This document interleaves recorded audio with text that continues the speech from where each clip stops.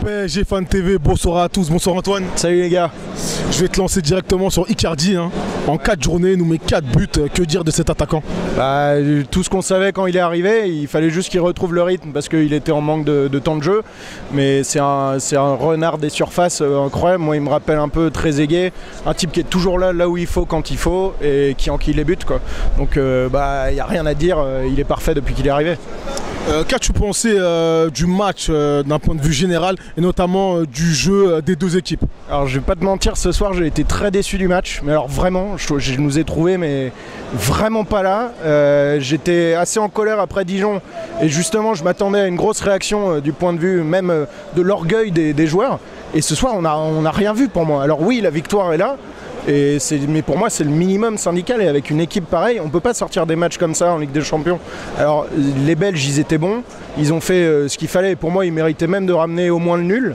On ne mérite pas de gagner ce soir à mon avis, mais je m'attendais vraiment à autre chose de la part des joueurs et puis de Tourelle qui pour moi n'a pas influé sur le match et à la fin vraiment on attendait le but de Bruges quoi, donc je m'attendais pas à un match comme ça, j'ai été très déçu.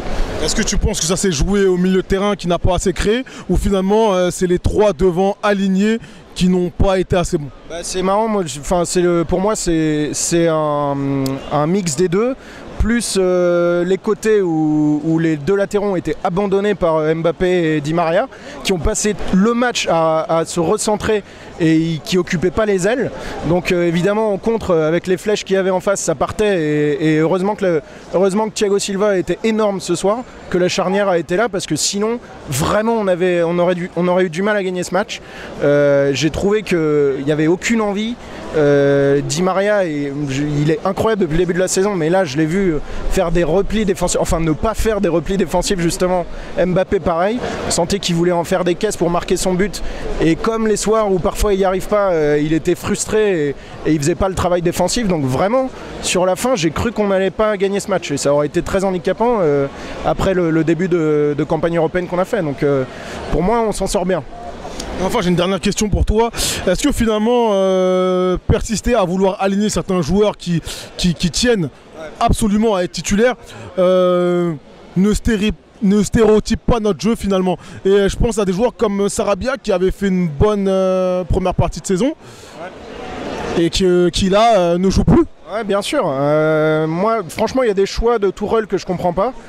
Je reviens sur le match de Dijon, mais ne pas relancer Cavani titulaire contre Dijon. Alors évidemment, je suis un fan de Cavani et ça joue peut-être dans ma perception du truc, mais j'ai pas compris pourquoi il avait remis Icardi. Alors le fait qu'évidemment, pour les gros matchs comme ça, tu mets ton joueur en forme. Icardi, c'est normal, mais pour moi, Dijon, c'était le match parfait.